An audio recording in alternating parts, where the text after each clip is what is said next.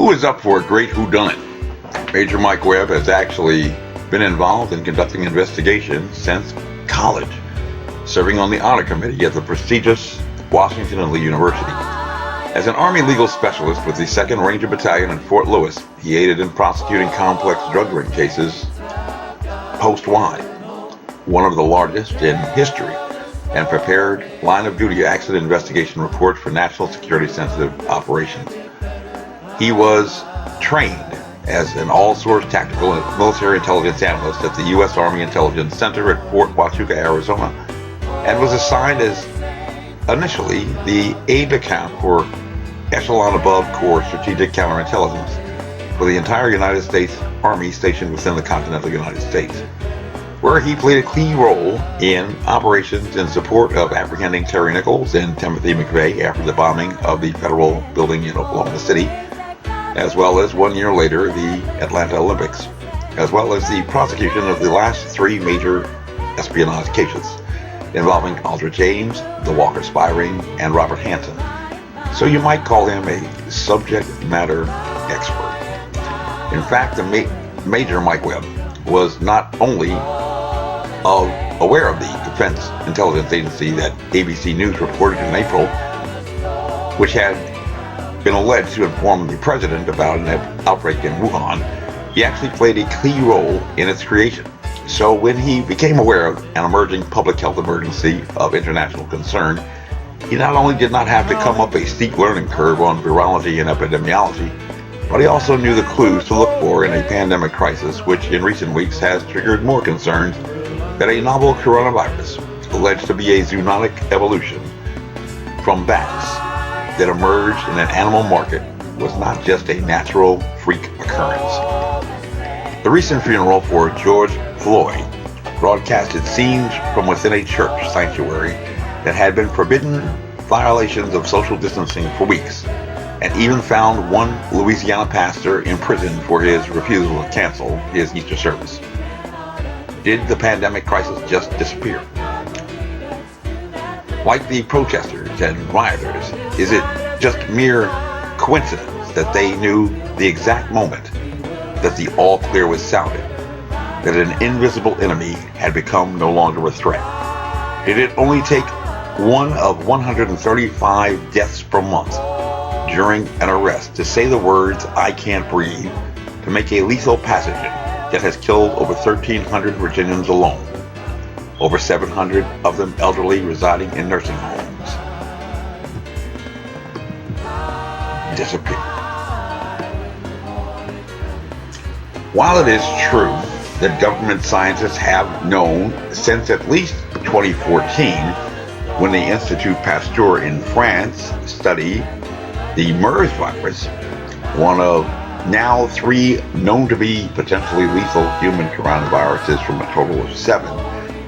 that a combination of heat, humidity, and ultraviolet radiation render human coronaviruses non-viable, with little prospect of surviving long, especially in sub-Saharan climates. And it is possible, but not probable, that a national protest movement decided to reject on its own the official government medical guidance that has been publicized by both the World Health Organization and the Centers for Disease Control since the discovery of the novel coronavirus, that this pathogen was somehow different, apparently a conclusion to which they established with no evidence at all. Even today, most every major news publication is warning of another outbreak in the summer, again based upon no experiential reference or known science. In fact, a lot is known about the nature of human coronaviruses, and most people over the past decade have probably been infected by at least one of the 4 most popular human coronaviruses and did not know it. In fact, the Center for Disease Control actually has a sheet, a fact sheet, number 58, detailing everything that you need to know about the most common human coronaviruses. Like the current contagion, most infections require no medical treatment, and generally they share many of the same respiratory tract infection symptoms, the same means of infection transmission, and similarly share the characteristic that they are an infection for which there is no known cure. Since 2003, in a National Institutes for Health study of the SARS virus, government scientists have known that these human coronaviruses can survive up to 96 hours in human feces and up to 72 hours in human urine. And nonetheless, government scientists have determined that the current pandemic pathogen has exhibited only rare instances of fecal shedding. But for unknown reasons, government scientists have decided to wipe the board clean, discarding a base of known science about the viral type, and have attempted launching a brand new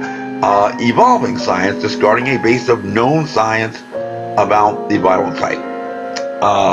for a pathogen that has rapidly become a public health emergency of an international concern, which has resulted in the deaths of over 350,000 people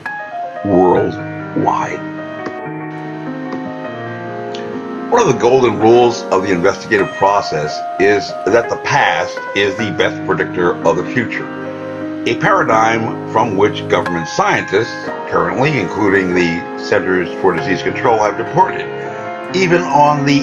inefficacy of household materials to provide sufficient protection from microbial infection, as determined in a 2010 study commissioned by the National Institute for Occupational Safety and Health.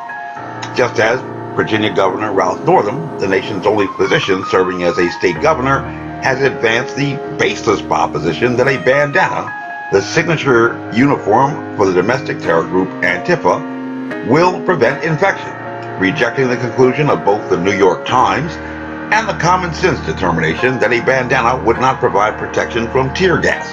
for which the smallest configuration of active ingredient is 6 times larger than the largest SARS-CoV-2 particle.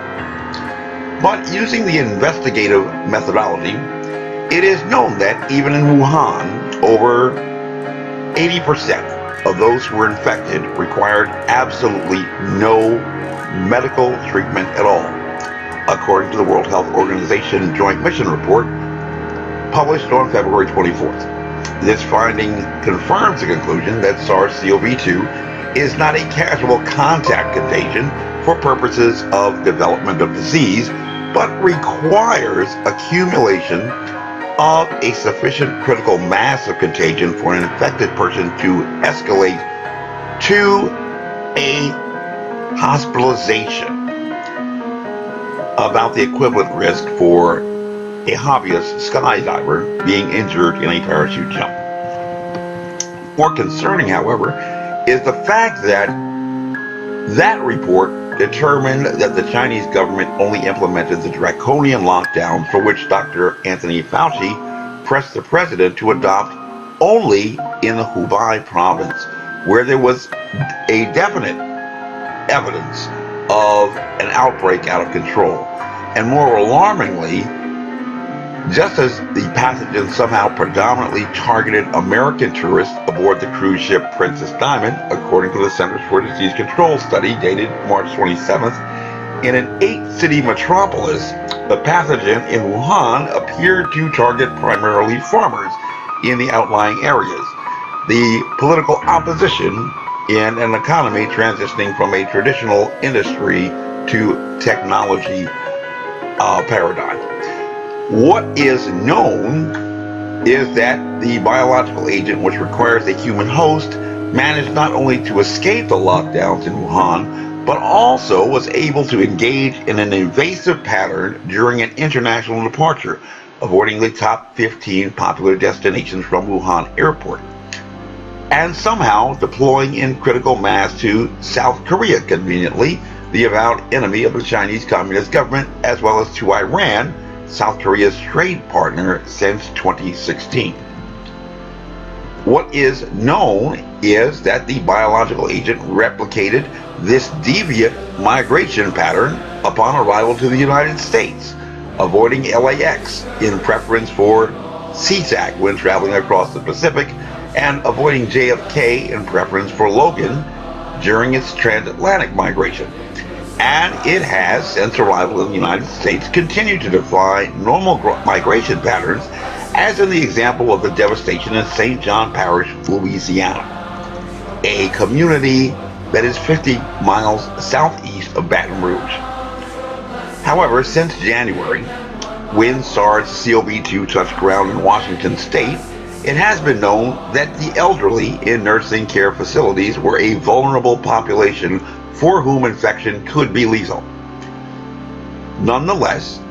states like New York and Pennsylvania ordered nursing homes to accept infected patients, despite the fact that on March 27th, the Center for Disease Control endorsed the findings of the World Health Joint Mission report that persons locked down in living arrangements for extended periods of time and in close contact were breeding grounds for community infection outbreaks, resulting in thousands of deaths. Moreover, the Joint Mission report also emphasized that the elderly needed to be protected from this contagion. As of May 1st, nursing home deaths accounted for over 65% of the deaths in Pennsylvania, 58% in Delaware, 46% in Maryland, and 40% in New Jersey, according to the Burlington County Times. But Governor Northam, the nation's only physician serving as a state governor, did nothing at all to protect the fatalities of the elderly in nursing homes, who today account for more than half of the SARS-CoV deaths in Virginia. But the death toll may be even higher for the nation's only physician serving as governor, because not all nursing care facilities were required to include their statistics in the latest report, and they were only required to begin doing so on May 1st. Yet, the high mortality of elderly in nursing home living arrangements tends to validate the conclusion that the contagion is not spawning infection conventionally, because there has not yet been in the statistics a related incidence of hospitalizations and mortality for persons confined in apartment-style living arrangements, who, by nature of economic demographic, tend to be persons with similar risks due to poor health care and chronic diseases that have been exploited by the contagion, with the exception of high-profile cases in New York, in communities like New Rochelle and Brooklyn, but which have left communities like Alexandria with only 45 deaths to date, and with over 21% of its population in the African American demographic, who have, for unknown reasons, demonstrated remarkably low disease statistics, despite close proximity to high infection localities like the District of Columbia, Arlington, and Fairfax County. In Virginia's 8th congressional district alone, this should be over 150,000 households that seem to have gone below what would have been expected under a normal conventional pattern of proliferation. In the course of a complex investigation, there occurs what is often referred to as a hot wash, or a progress in view, to organize a summary of the key facts, to develop a more refined picture of the situation, and to formulate preliminary conclusions upon which to proceed further. And in this pandemic crisis, it is clear that persons, particularly those in lower economic strata and primarily ethnic minority demographics, remain at great risk in the Commonwealth of Virginia and many other parts of the country if the manipulators of this pathogen decide to redirect its force. Moreover, it is clear that the risk of mortality for elderly persons residing within nursing homes was not only known from the outset, but in cases like New York and Pennsylvania, exacerbated by actions implemented by state governments, and in cases like Virginia, where a known risk was completely ignored, most alarmingly by the nation's only physician serving as a state governor, directly responsible to date for over 700 deaths of elderly citizens. While there may be times when leaders must sacrifice a few for the sake of the many under a defense of necessity, it is abundantly clear that in the Commonwealth of Virginia, where a draconian lockdown that even the Chinese government reserved for an outbreak out of control in Wuhan Ralph Northam took this drastic action at a time when there were less fatalities than in a standard commercial airline crash, and under circumstances under which there were clearly other legal and ethical alternatives. In many other states, companies that manage elderly care facilities are beginning to petition government officials for release from liability for the deaths that were beyond their control. And several newspaper publications like USA Today have begun to address this situation where government leaders abdicated their obligation to protect these vulnerable citizens. But in the Commonwealth of Virginia, the nation's only physician serving as a state governor has been evading the sheriff's department to avoid service of a summons in a civil action that was filed to enjoin him from pursuing this reckless course back in April, and to date, which has claimed the lives of over 700 senior citizens. My name is Major Mike Webb, and I am running for U.S. Congress with liberty, honor, and excellence. By God, we shall make America great again. Honest. You're a mountain from which there flows a fountain.